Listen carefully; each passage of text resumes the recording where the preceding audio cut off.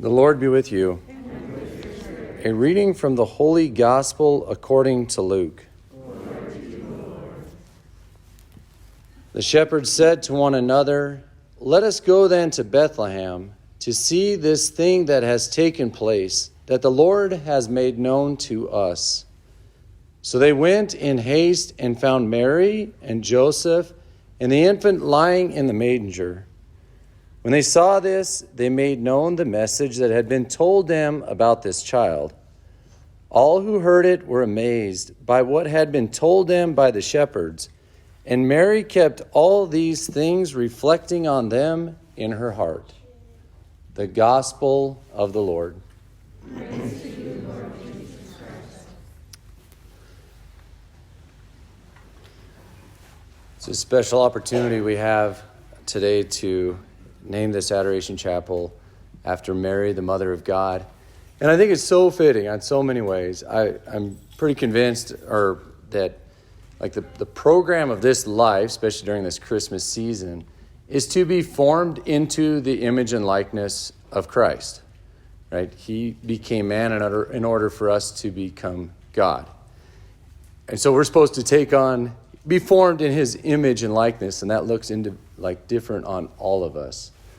But the one thing that's common is that the woman who gave him flesh also gives us the divine character, and that's Mary. So Mary, who formed Jesus into his image and likeness as a man, forms us into our image and likeness as men and women. And it's not always intentional how you do that. You just spend time with her and with him, ultimately with Jesus, but through him. And so I was thinking, why is this fitting that we call this chapel Mary, the Mother of God Adoration Chapel?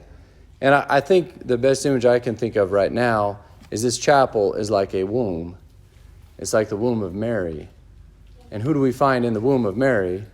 But Jesus. Right? Jesus, who incubated in his mother's womb, so do we in this Adoration Chapel. We sit with him. We sit totally protected and entrusted to her in this chapel. And we just be formed. It's not always that hard. So I think it's super providential, fitting that we call this Mary, Mother of God Adoration Chapel.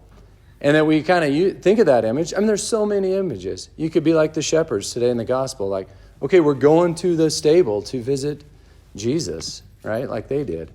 Another image is the womb. It's very intimate, kind of crowded sometimes. And sometimes there's twins and you guys elbow each other. But it's all fitting and good. So let's kind of use that image today as we ponder the reality of God becoming man, but then the further, deeper reality of God, of us taking on that image and likeness, being formed in our own divinity.